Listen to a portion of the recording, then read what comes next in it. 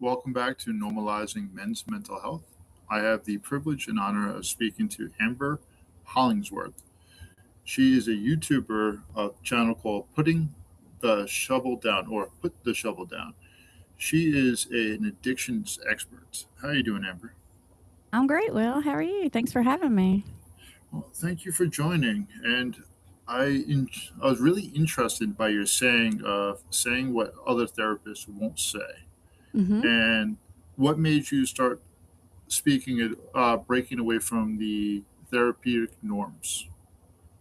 Well, in addiction recovery, there's this whole attitude of it's crazy because it's like even with treatment professionals, even with people in recovery, there's this attitude of come back when you want it, or you have to hit bottom. And if you're not willing to do everything I tell you to do, then you're not humble enough. I mean, there's this real like resistance and push towards people who have the fancy word for it is ambivalence, which is just mixed feelings about the whole get sober thing, which is totally normal. And I'm like, why are we making this so hard for people? Right? It's like we're making it difficult. We do a terrible job of selling the whole idea of sobriety. We say, you're broken and you'll always be this way. You're going to go to meetings the rest of your life and you better be willing to do everything. It's like, wow, it really pushes people away. So my thing is sort of the opposite of that. It's about meeting people where they are, helping people figure out what they want to do, what's going to work for them, finding their own way. I believe what you just said, where we are pushing, whereas a lot of times we have stigmatized language and Yeah. saying that you're broken. That is such a hard pill for a lot of people to swallow when they hear that, where it's, well, you might have some thinking errors. And let's actually see if we can reverse engineer how you got here. So maybe we can show you a different way. How do you feel with role modeling being a huge proponent of change in addictions? As far as like people in recovery, helping other people in recovery. People in recovery helping people in recovery, but the other part of it is if you take away a person's bottle or you take away a person's narcotics, Yeah. they they've been using it as a crutch for a reason. Yeah. And how does life look when they don't need to use that crutch anymore, or how they're able to walk on their own? That's what I meant by it.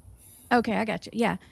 I think that's such a great question because that's where all that ambivalence comes from is people are scared to let it go for a variety of reasons, some of which are valid, right? Like some of the reasons are, is life just going to suck without it? If I've been a drinker and I've been drinking since I was 15 or 16 or something like that, right? It's like, what the heck? That's what adults do. Will I be left out of everything? Will it suck? Will it be boring?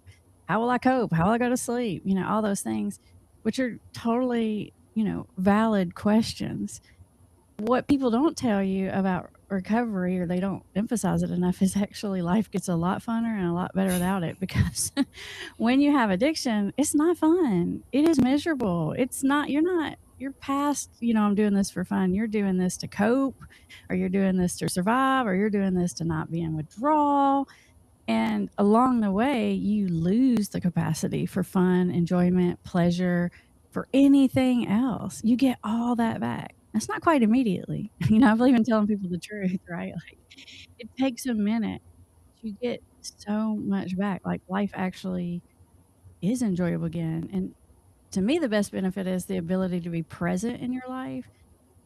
When you have addiction, everything else in life becomes just crap you gotta do before the next whatever, drink, hit, gamble, pornography site, whatever it is, and everything is just irritating. Even, I don't know, getting some kind of huge award you worked your whole life for, even Christmas morning with your kids, even, all these huge life milestones, you're really just tolerating them. Hmm. It's kinda like think about it like you're on an airplane going on your dream vacation. All you can think about on that airplane is for that plane to land so you can smoke that cigarette, right? That's what addiction does. It holds you hostage where you can't be present in the moment and enjoy, like, life stuff, and you get all that back. And Hmm. I tell people in the beginning, people are, like, worried about missing out. People worry about what people will think that they don't do it anymore. And I'm like, "Dude, I know you're gonna feel like that for a minute, but there's gonna come a time, and it's gonna be faster than you think. You're gonna be looking at other people doing that, and you're gonna feel sorry for them. You're gonna feel like you have this magic key of the universe, that other people don't have, and instead of feeling like you're missing out, you're gonna be like, "Man, I know how that guy's gonna feel tomorrow." You're actually gonna feel bad for them and not like, "Man, I wish I could do that," or "Why can't I?" Or, "I'm a grown man, why can't I make my own decisions?" It switches. Yeah. The grass is greener over here. I think one of the areas, and maybe you'll touch on it, is the dopamine loss of how when Mhm. you start the it's something I was learning in my substance abuse class that I'm doing right now Yeah. is like having sex at a scale of 1 to 100, 92 is where it is, and then Mhm. having your favorite food is like a 94 of how it actually releases the dopamines. And Mhm. alcohol and marijuana has a little bit over 100, and methamphetamines is over in like the 1200s. Like Mhm. the renegotiating with the dopamine loss or being able to find the pleasures in things that are not saturated with dopamine. Right. Have you noticed any part of that with addictions and the ambivalence? Oh, yeah, that's part of I mean, it's one of the, like, criteria to be addiction isn't really a diagnosis, but to be it's called substance use disorder is the fancy term for it, but it's one of the criteria is you lose the ability to experience pleasure and joy from regular activities. So all of your hobbies, your interests, your activities, if they don't involve whatever this addiction is, you stop doing them or you just do them because you have to and you kind of get in and out as fast as possible, right? Because as you're building tolerance for whatever this is that you're doing, you the way I call it, I say you build more monster mouths, but basically you build more like neural pathways for this for dopamine and the other neurochemicals involved with whatever you're addicted to. And so regular things just don't hit the mark anymore, right? It's like your tolerance is built and you have all these dopamine receptor sites. So doing something regular is just not even going to cut it.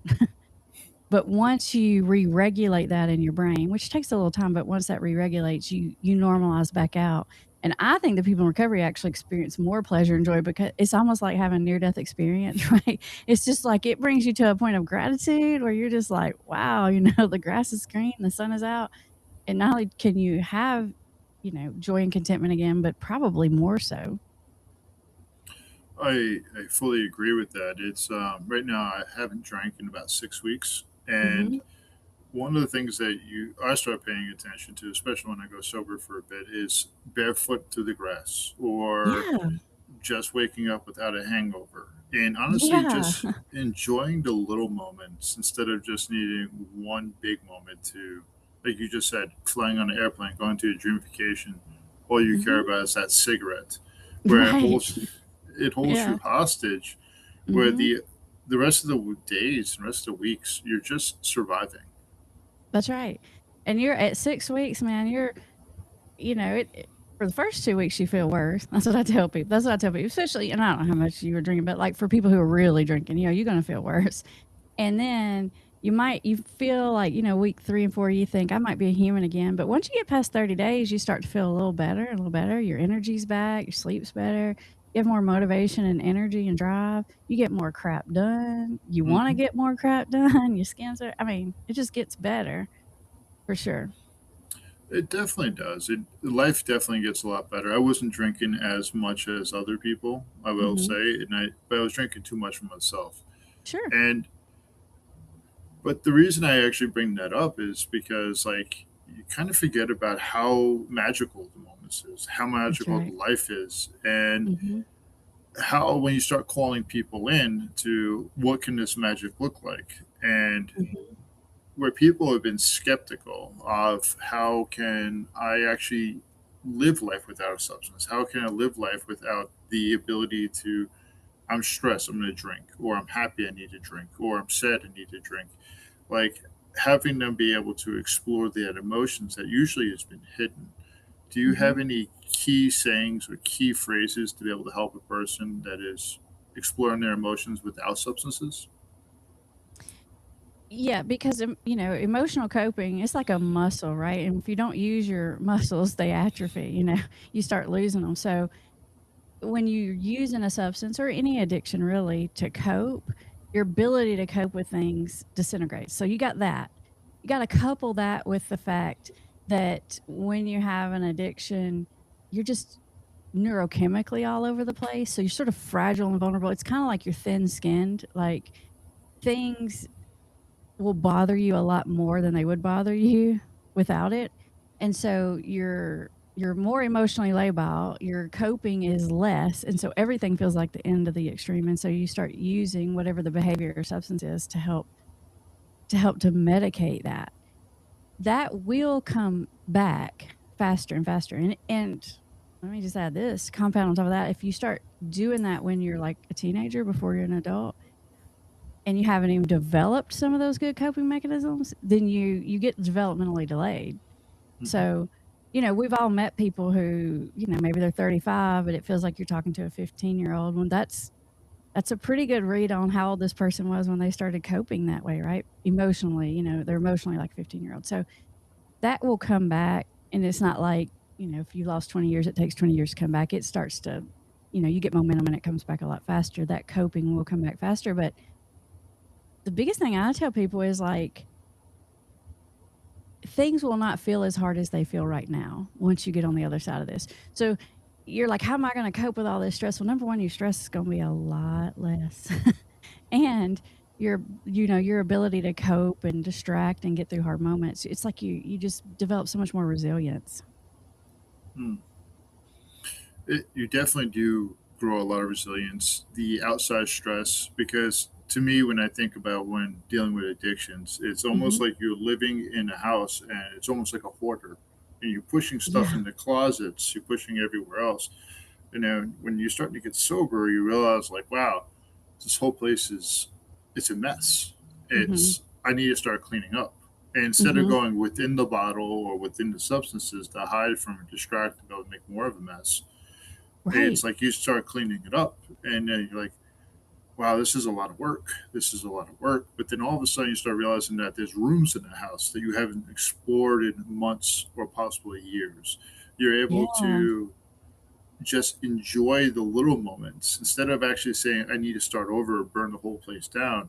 It's Hmm. realized, and you're able to salvage what's inside you because it's such a beautiful life. But that's how I think about when people are recovering from addictions.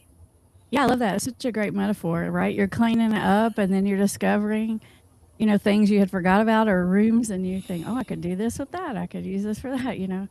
Right. I love that. It's perfect. And so I know one of the areas that we were looking at talking about is the shame cycle and how it actually works with the addictions. And Hmm. what do you believe, or what was some of your take on how the shame spiral really feeds the addictions and keeps spiral like a perpetual downward spiral? Okay, this is such a great question because, we hear this all the time. Shame fuels addiction, and I'm gonna 100% agree with that. However, if you talk to the family members, the people in this person's life, they'll say, "I don't know what you're talking about," because they don't feel bad at all. Because this shame thing happens so fast. We do something we feel terrible about related to our addiction, right? Like we say something, do something, forget something, whatever, that we feel bad about. But we medicate that emotionally, not just with the substance or the behavior. Yeah, we do that like an anesthesia almost, but mentally we medicate that almost immediately because shame is so uncomfortable. We rationalize, minimize, deny, blame. Like mentally, as soon as we feel bad, we start making excuses for why the thing happened. Well, that's because, right? Or we say, well, okay, everyone does that. It's a mental way of medicating that shame, Hmm. but it's like a defense mechanism that we all have. We all do this. It's not just an addiction thing. It's just that when you have an addiction, you just do a lot more things you feel bad about. So you just do this a lot more frequently, I guess you could say. Um, Hmm. so we medicate it away. When you have an addiction, we tend to get in this resentment, self pity cycle. This is how we don't look at the things that we feel shameful about. I mean, if you think back about something you feel really shameful about, like immediately you feel squirmy. Like it's almost like I think about it like it's a thermometer. It's like too hot. It's like I'm gonna jump out of this, right? Any which way, whether that's to medicate it with a substance, distract, blame, whatever, make an excuse. because that feeling is too uncomfortable for humans to sit in very long. They need to get out of it. And that's why it fuels addiction, right? Because it keeps us in denial because of the mental processes. We seek out that thing to distract us and to make us feel better immediately. When you have an addiction, we know exactly what that is, whatever that is, different for each person, but we seek that to comfort. And then we do more things we feel bad about, and we stay stuck in that cycle, and it just gets deeper and deeper and deeper. Do you feel like this is learned behavior that that person gets stuck there?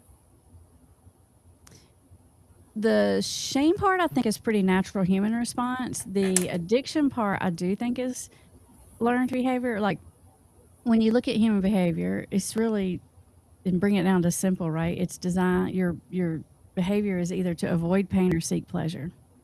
And people think that addiction means that is broken inside of you. And I'm like, no, it's not really broken. It's just confused, right?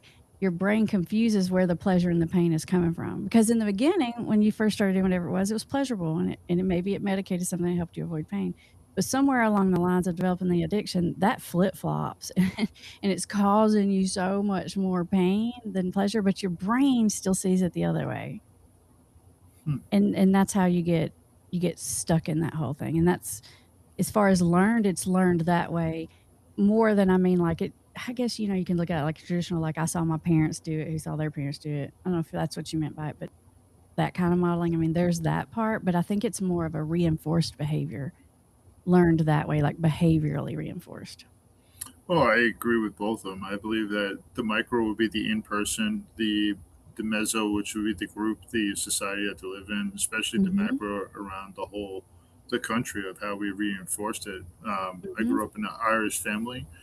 When we used to go to funerals, they would have coolers of beer inside the trunks when we went to the funerals. Mm-hmm. But one of the things I've learned about addictions firsthand is that we tend to use it where it's like, well, I don't like this feeling, this discomfort. I want to avoid it. And I want Mm-hmm. to go to something else. And then something negative happens. I double down or triple down on it, almost like the gambler's fallacy. Mm-hmm. And now learning how to live life or to take that crutch away, to be able to have that. And this goes back to the role modeling. Because, like, Mm-hmm. when I think about the traditional role modeling, would be AA or NA or Al Anon, but it's like, are we really hitting the soul of the person of why were they actually creating this? Like the scare, the ambivalence of actually changing, the Mm-hmm. exploration of the world, because it's they're kind of losing part of their community, being shunned out. Now all of a sudden they now are forced to go explore a whole new world. Not to be Right. cliche. Right. Yeah, and it's not just giving up the substance either, because it's recovery, sobriety is like, it's a lot more than that, right? Because to give that up, it probably means you're gonna change some friends, you're gonna do some things differently, you're not gonna do some things you used to do, not necessarily because you can't do them anymore, but because you won't enjoy them the same anymore, right? Like tailgating might not be as fun without drinking if you're a big drinker and you've always drank, but you'll find other things that you will replace those things with other things that you will find joy and happiness from. Like, I could tell you personally, I enjoyed that on a Friday night or Saturday night. If I get a phone call in the middle of the Hmm. night, hey, I need something, I don't have to worry about it. The safety, the protection is there. But Yeah. it's like, it's almost a trade value of like, what do I enjoy more? The individualism or the addictions parts? Hmm. Yeah. You have to really sort of do a little cost benefit analysis, right? I mean, it comes down to just sort of, what does this give me and what does this cost me? So, when you were talking about I should have rewinded it and I should have asked you, why did you get into addictions in the first place? What made you become an addictions expert? That's a really great question. It's usually the first question people ask me. And I gotta tell you, my story on this is kind of boring, to be honest. Most people that do what I do got here because they're in like recovery themselves, and I'm not in traditional recovery like that. I landed here by accident. I mean, it's boring. I landed here because I couldn't afford to take off a year of being a teacher, which was my first degree, to be a counselor intern. And so I did it in the summer, got put in a substance abuse program. There's a whole story there, but it's not very exciting. Um, but sometimes you just land where you're supposed to be because I came from an addicted family, like hardcore. The only reason I'm not addicted, I'm definitely a do everything in excess kind of person. Like, it's not really a clinical thing called addictive personality, but we all know that it's a thing. I have the thing, okay? Everything I do is over the top. I don't have a substance abuse addiction because I never messed with substances because I grew up in it and it never even looked fun. Like, it did not, you're stepping over passed out people to go to work at 13 years old. It's not glamorous looking. You're like, no thanks. But that's probably the only reason because it was everywhere. Siblings, aunts, uncles, cousins, grandparents. Like, I don't have a single memory of my Mimi, my grandma, without a glass of vodka in her hand, and I loved my Mimi. You know, that's not bad on her, but I'm telling you, that glass of vodka, that's all I can remember. She hardly ate. It was just her and the vodka, right? My mom's doing meth with my sister, like, everywhere, and people think, "Well, that's why you got in the field," and I'm like, "That'd be a good origin story, right?" But honestly, I didn't even realize it until I was in the field because when you grow up in it, it's your normal. Not that I didn't know that those things were happening, but I would not have put the word addiction on them. I just did. If you would have asked me growing up, I would have just said I had the cool family. And I mean, to some degree, still would, but I just didn't see it that way. But it probably is why when I landed here, I was so comfortable and I got it and it felt like at home because it really is like at home. So I, even though I got here quite by accident, I am so passionate about it. It's definitely the place for me. So, where did you grow up? I grew up in Tennessee um, most of my life. Like, I lived in North Carolina for a little while, but my parents divorced and we moved to Tennessee. This tiny little town, like tiny, like we had a McDonald's and a Walmart and like two stoplights, and it's like an hour from the interstate and another hour once you got on the interstate to get to a city of any sort. Like a little tiny town, in the middle of nowhere. So, pretty much in Podunk, nowhere. So, That's it's, right. hey, I give you props. If anything, that's kind of where I'm looking about moving to, but not in Tennessee, somewhere a lot colder. Okay. But so, you said that meth in the family, alcohol in the family, and hmm you said when you got into this field, you felt at home. What was the home feeling to you? Well, let me elaborate on that first. Okay. When I first got in the field, probably a better way to describe it is in the deep end of the ocean without a life raft, dude. Because I had previously been a school teacher. I told you a little bit, but I interned in the summer. I changed my major in my master's degree at the last minute, so I could intern in the summer because I couldn't afford to just not work for a year. And they put me in a substance abuse program because I had spent a few months in this adult chemical dependency program interning, just sitting there watching. And I had taught high school. This place where I was, they liked me because I'm a hard worker. And so they're like, we're going to hire you. And I was excited to get my first big girl counseling job. And because I'd been a high school teacher for a few years and I had done that, they decided I would be the perfect person to develop and run a chemical dependency program for teenagers. And I wasn't going to say I didn't know what I was doing because I was just happy to have a job, right? I was just excited. So I said, absolutely, bring it on. And I found myself in this room full of teenagers 3 times a week trying to figure out what the heck I was doing. I'm comfortable in it as in I understand the energy, but that didn't mean I knew what I was doing. I still didn't know what I was doing. Like, I mean, it was a mess. It was sink or swim for sure. Because, you deal with addiction, that's hard enough. You throw in addicted teenagers from somebody who's barely older than they are, didn't know what I was doing, just faking it along the way. And it was difficult, but I'm so grateful. I learned so much from doing that I still use today. Like all of the core principles I use now, I learned then. So, what's some of the reasons that the teenagers get into addictions? All different kinds of reasons, the same reasons anyone else does. To fit in because that's what other kids are doing because they're curious, right? That's why they try things out. Why they get addicted to it is various other reasons, right? Like, um, if I'm trying to fit into a certain group and they use a lot of substances, I'm gonna use a lot with them, and I'm gonna go right down that track. Other times, maybe it's I'm experimenting or whatever like other teenagers are, but then I go through something really hard, like my first big breakup and broken heart, or my parents get divorced, or, something really hard, and then they start using whatever that is to self-medicate. That's when we kinda cross into addiction land. Not just when I'm doing it socially every now and then with my friends, but I start doing it to fix something. Now we're headed to trouble. What's some of the common patterns that you see within male addicted teenagers and female addicted teenagers? Do they look very similar, or do they have different like behaviors that it looks like for them? I think, for teenagers, it's not super duper different. There's with women and addictions, there's almost always an attachment issue going on too. So I always say, and I made this up. I don't know if you're gonna find it in a book, but women are harder to get sober because there's always a relationship that's in the middle of the mess, and it is easier to get people off of substances than it is to get them out of toxic relationships. And so I think that there's a difference there, and that's not necessarily age related. That's more gender related, I guess I would say, no matter the age. But it's like, for women, there's always somebody that's willing to keep giving them whatever it is. They're always super attached to this person, and a lot of times they have trouble with sobriety because they can't let go of the person more than it is I can't let go of the thing, right?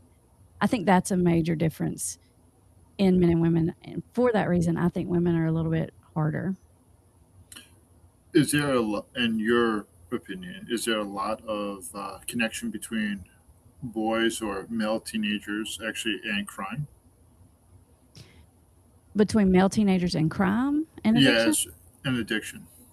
Yeah, I think the connection between crime and addiction is locked in tight no matter what the age is.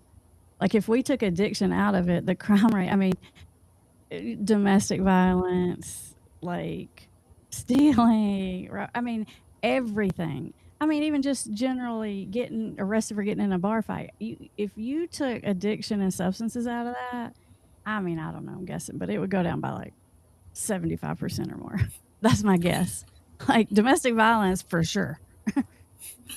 The reason I'm asking this, it might sound so simple, but to the average person, they don't usually put in the addictions part of the violence, the crime, how a lot of our prisons, especially even here in Billings, like our prison system and jail system, we have like very minimal therapists to be able to help Mhm. them out.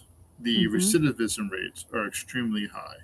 Oh yeah. And if we're not wanting to help out a population of people that are dealing with criminal activities and also addictions, how are we supposed to help them not to be the abusers, or how are we supposed to help them to become people part of society, and how the addictions can actually seem more like that connecting point? I know it might sound so trivial, those questions, but to the average person, we don't typically think about how much the addictions go into play. Right, we think about people making bad choices or people being bad or having not good morals or whatever it is that we think in our head, but we don't realize that, and I don't know the stats, but a good large majority of that is directly related to addictions. Um, people, when you look at people who have addictions, it's easy from the outside to say, well, they're selfish. They don't care. They don't have empathy. They don't care who they have to hurt to get what they want. And you may think, well, it's these people who just don't have that in them. They get addicted, but that's not the case. What it You get addicted and it brings you to that behavior and thinking and way of feeling no matter who you were to begin with, right? So you can take anybody and get them addicted. You could take anybody, get them addicted to opioids, they're going to steal something. I just like it's just gonna happen. Like, you know what I mean? So like it's not it looks on the outside like it's somebody with a moral deficit or something like that, but really the addiction brings you to that point no matter who you are. And then like what you were saying with recidivism, not only is it like they're not getting treatment for whatever it is inside, but even if you took that part out, once they have a record and then you put them out into society and then you're like, go get a job, of which they can't even get a job or support their family.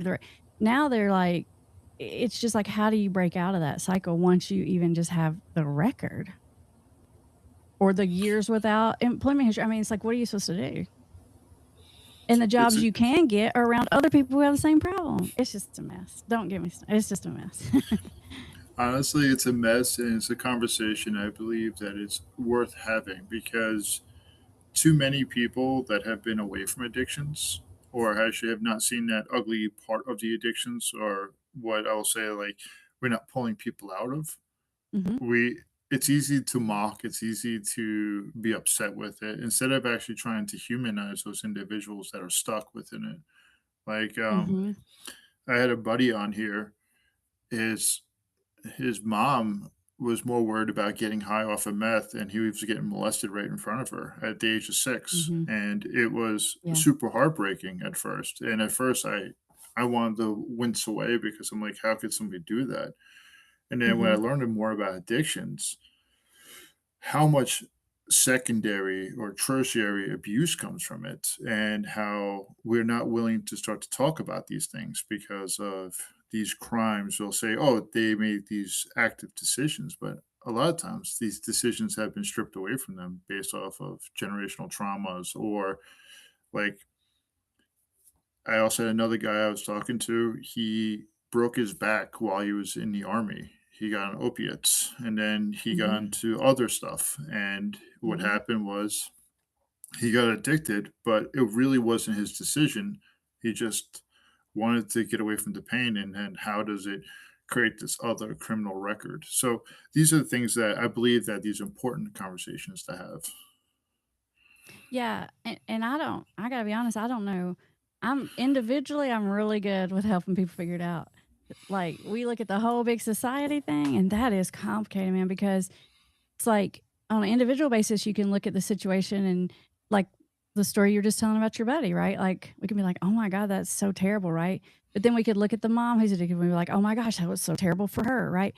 And so, even though we have this empathy and we can understand it, if you want to call it a disease or whatever you want to call it, or generational trauma or whatever, we got to hold people accountable for it at some point, right? Because Hmm. otherwise the trauma continues, right? And so it's like, even if that happened to that person, that happened to their mama, happened to their daddy, whatever, at some point, where do we hold some accountability?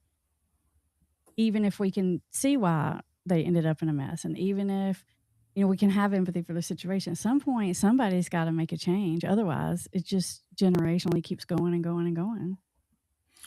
Yeah, I totally agree with that. And I know that you were a school teacher at one point. Yeah, What grades did you teach? I taught for 3 years. I taught ninth grade for a year, which was total hell. Hardest, worst thing ever. And then the next 2 years, I taught what they called academic support, which was like support for students with disabilities while I was in my graduate program. When that was sort of all the different ages in high school, so it was ninth through 12th graders. But man, that was rough. That's why I went back to get my master's degree. I was like, oh, we got to do something else. what what else? What else is there? Because this is really hard. It doesn't pay nothing. And man, it's like, no. I was like say you have to be old enough to get this reference, but I was like Michelle Pfeiffer in Dangerous Minds, only I didn't look like Michelle Pfeiffer. But that's what I felt like, because I not only did I teach, but I was in a rough school, like on the wrong side of the train tracks, like literally. It was rough. Yeah. So I have a question and more of a theory, and I know we're away from addictions right now, but Hmm. also dealing with kids. Do you think it would be important at young ages, to say first or kindergarten or second grade, to teach them emotional regulation to be able to help pretty much break the curve of addictions? Or do you think that would not have much of an impact? I think that would have a much bigger impact than like Dare or Just Say No or Red Ribbon Week. So I am really, it's about um, emotional regulation. I would also teach relationship skills, because that's what leads to most of the emotional dysregulation, is a lack of understanding and navigating relationships and social situations, right? I think those would probably, if you focused on that, it would make a bigger dent in addiction than the whole address drugs straight on thing. Hmm, I appreciate that. Yeah, I apologize.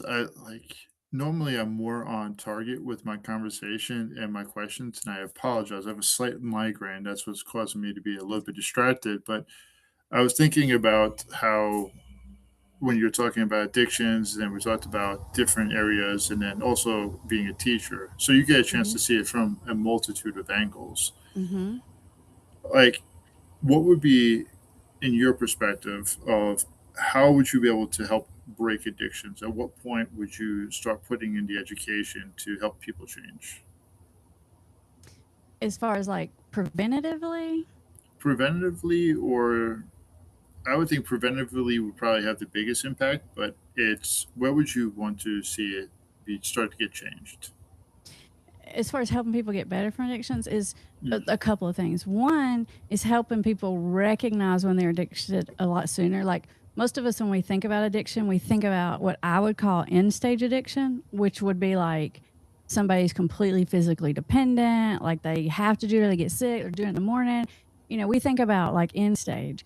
The problem with that is people are addicted for years and years and years before it looks like that. And so they don't call it addiction. They don't address it as addiction because they're like, "What? I don't even do it every day."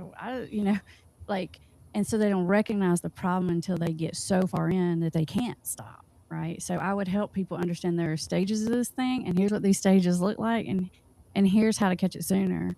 Um, because I don't believe in this whole, like, wait for someone to hit bottom and someone needs to suffer more to figure it out, and if they're not getting better, it's because they hadn't hit bottom yet. I don't believe in that. I don't think that that's the way it works.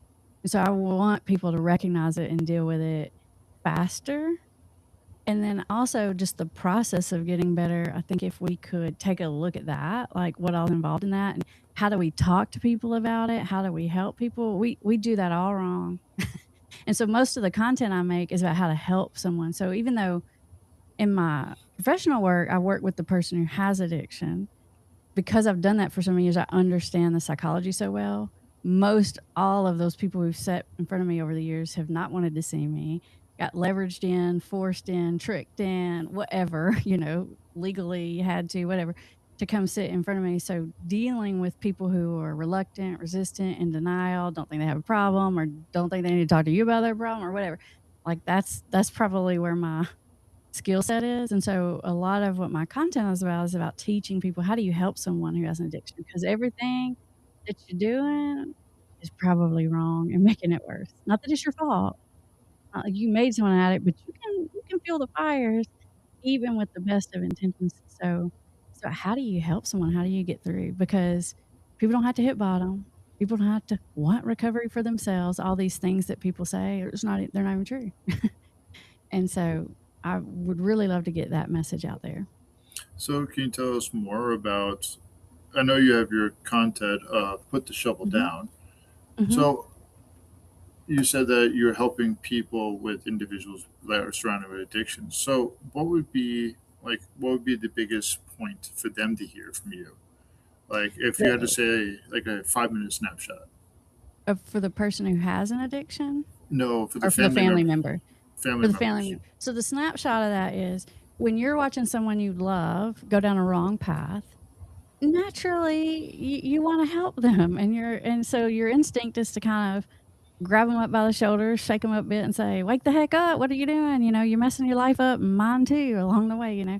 And so we directly try to get this person to see they have a problem, right? Like we say, "You need to get help," or "You're an alcoholic," or, "You're hurting your kids," or, we come at people directly trying to like a wake-up call.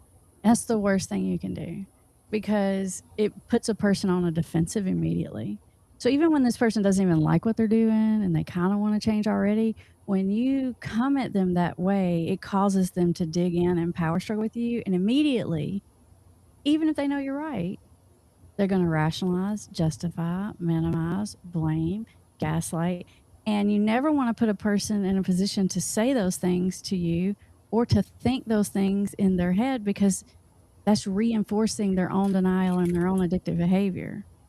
So you never want to come at a situation directly, even when you're trying to come with love and you're coming from a good place in your heart and you're not sounding mean, it's going to put a person on the defensive. It's just a human reflex. It's just how we are. And then they're going to defend their behavior. And you do not want to do that. And then ultimately, what happens with that is they see you as their problem.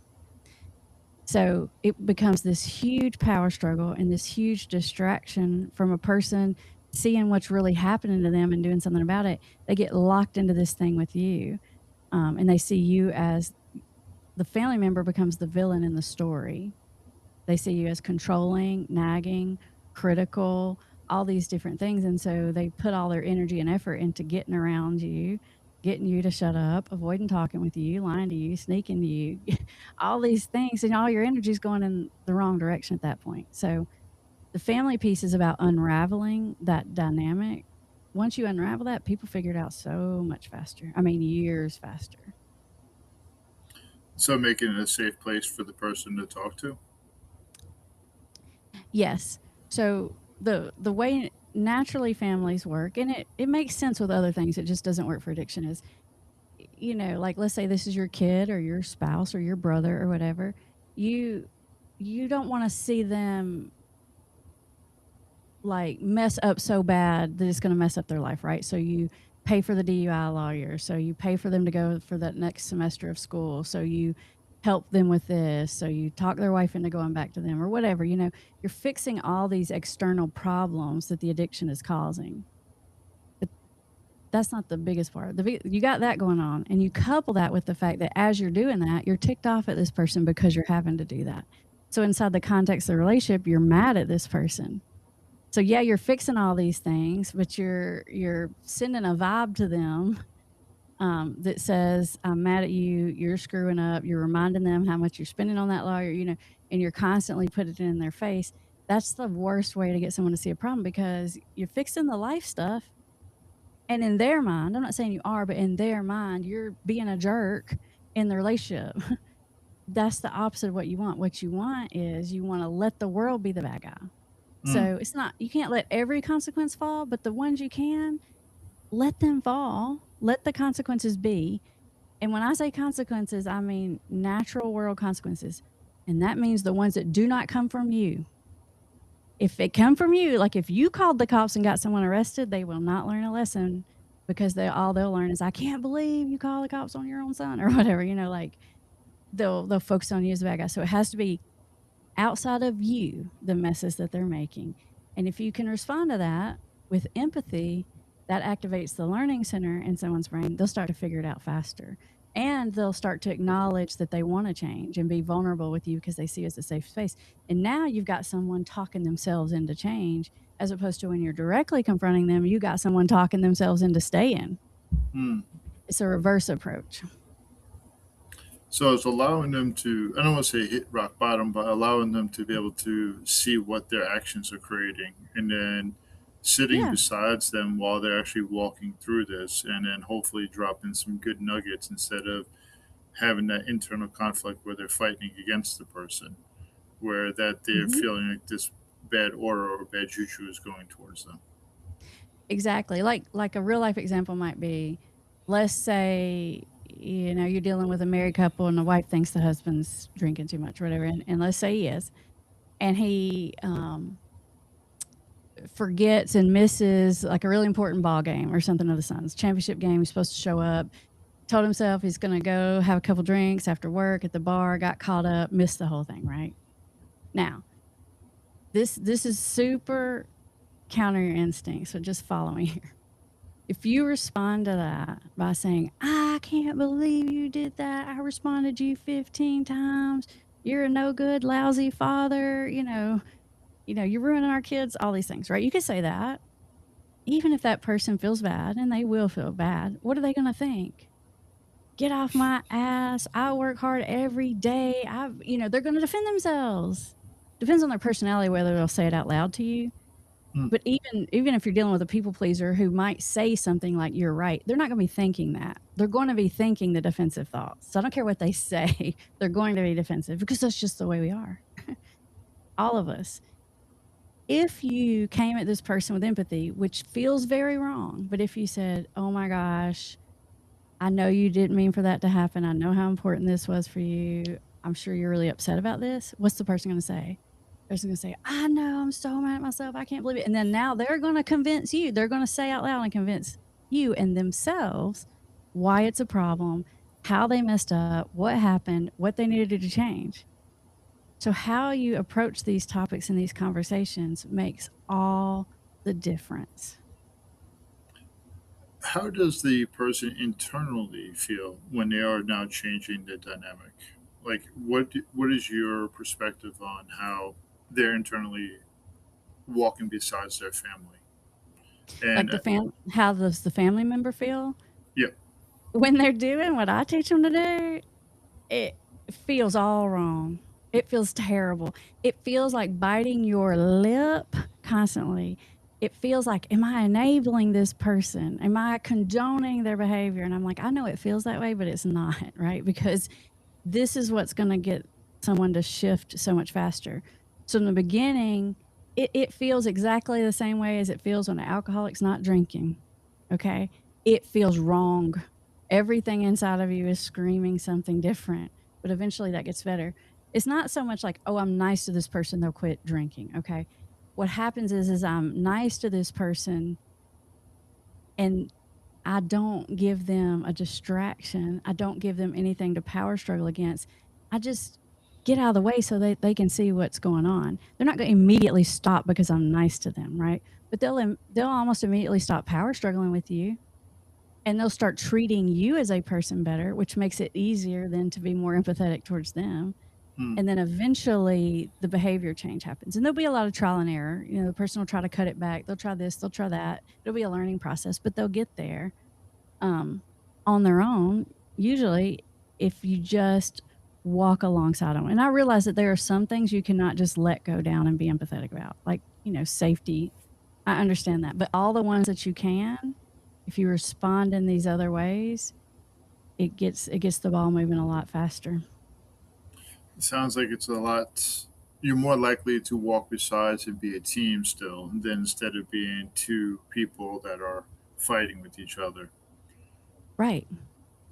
It's just like this. It's like if let's say you know, I get to work late, right? And let's say I got a history of getting to work late. And I get to work and my boss is like, Amber, this is the third time you've been late, you know, in the past 2 weeks. What the heck's going on? Even if I know I'm wrong, I'm going to say to this person, you don't understand. And I got kids and there was traffic. And that's what I'm going to say, at least think. If I may not say it, but I'm definitely going to think it, right? I'm going to defend my behavior. Mhm. It's just what we do. If you come at with empathy and if the boss says, hey, you know, was the school line long this morning or whatever, then you're probably going to say, yeah, man, I'm so sorry I'm late. I know I keep being late. I'm going to fix it. I'm, you know, changing this or whatever. It's just a human reaction. And when we stop just to understand human behavior, it's not that complicated. It just feels counter our instinct. Hmm. I appreciate that because I see that happen so often with other relationships when they're having poor communication styles. And Hmm. when they have poor communication styles, it starts to both places the entrench in. And this is why some people propose MDMA therapy so that they're able to learn how to have that dialogue. And what I'm also hearing from what you're saying is instead of just trying to entrench yourself in your belief, walk besides the person, allow them to actually see what type of pain and chaos that they're creating, and then helping them guide on a corrector path instead of actually just self sabotaging the whole way there. Right. Yeah, you know, one of the things we do this thing every, you know, 8 weeks or so. We call it the Denial Breakthrough Challenge, and we teach a lot of like getting through denial strategies. And one of the big core messages there is stop talking to this person about the way you feel. The way you feel is only going to make them defensive. Allow this person to talk about how they feel because they already don't like it. They already want to change. It is in there. And our job is just to find it and to sort of nurture it like a little seed. You know, it's that little seed of change. Because even in the most big talk of big talkers, the most cowboy of cowboys, you know, Ones that would say, I'll drink you under the table, I'll do this, I'll die with a bottle in my hand. You know, the big talk. I call it the big talk. There's something inside them that wants change. A simpler question, you know, somebody could tell me, like, I don't got a problem, I love it, blah, blah, blah, you know, whatever. If I just ask a simple question like, is there anything about it you don't like? Immediately their brain will answer that question. It can't help it. There's things inside of everybody. They're probably not showing it to you, but it's already in there. And it's so much more effective to pull that forward rather than trying to force something in, like you're hurting your health and you're doing this and sending them, you know, videos and articles from doctors. Don't do none of that. Yeah. It's Yeah, already there. the shame actually creates this huge barrier. Yes. So I see that you put down an episode every Tuesday and Thursday. That's right. How long have you been doing this for? I've been doing content now consistently for about 10 years or so. A good minute. I've been doing And addiction for 20, but content for 10. what is some of the feedback that you have been receiving from all the content that you've been producing? The biggest thing that I hear people say is, I wish I heard this years ago. And so that's one of my main messages, is to get this out there to people, because people struggle for years and years and years longer than they have to, no matter which side you're on. So that's the biggest thing that I hear people say. So where can they find you besides your YouTube if they would like to reach out to you? Yeah. I'm everywhere, just like everybody else. You can find me on the social medias. I have a website. You can put my name in. It's Amber Hollingsworth. The best place to find me, though, is on YouTube. It's a great place to start. There's thousands of videos there, totally free. It looks at addiction from every single angle. So whether you're trying to help yourself, trying to help someone else, just trying to understand it because you're a grad student, whatever, it's all there, and it's not going to cost you anything. And the name of the channel is Put the Shovel Down. I know that's kind of funny to remember, but it's an old recovery saying, and it means you hit your bottom when you put your shovel down, meaning you don't have to keep digging. You don't have to keep suffering. You don't have to burn every bridge and be miserable and lose everything. You can decide, yeah, I think I'm done with this path. Let's do something else. So I'll see you over on YouTube, hopefully. And what would be something that you would like to say to anybody that is listening to this episode? I would say not to listen to all the negativity out there about addictions. People beat this thing all the time. People are going to tell you only 1 in 10 people beat. That's crap. I've been doing this all the time. And what research shows is not only do people beat this thing every single day, but most of them do it without ever even having to get treatment. That's what the research shows. So just don't listen to the negativity about, you know, people can't do it. And I don't know. There's just so much, there's just so much information out there that just pushes people away from it and makes it sound horrible and awful. And who would want to do it? It's really not that way. Well, I want to say thank you so much for following along with all the bizarre, unorthodox approach to questions.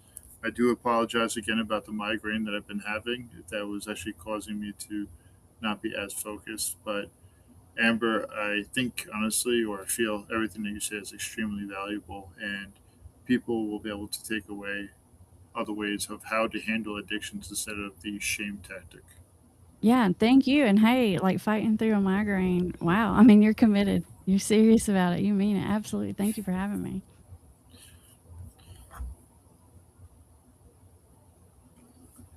So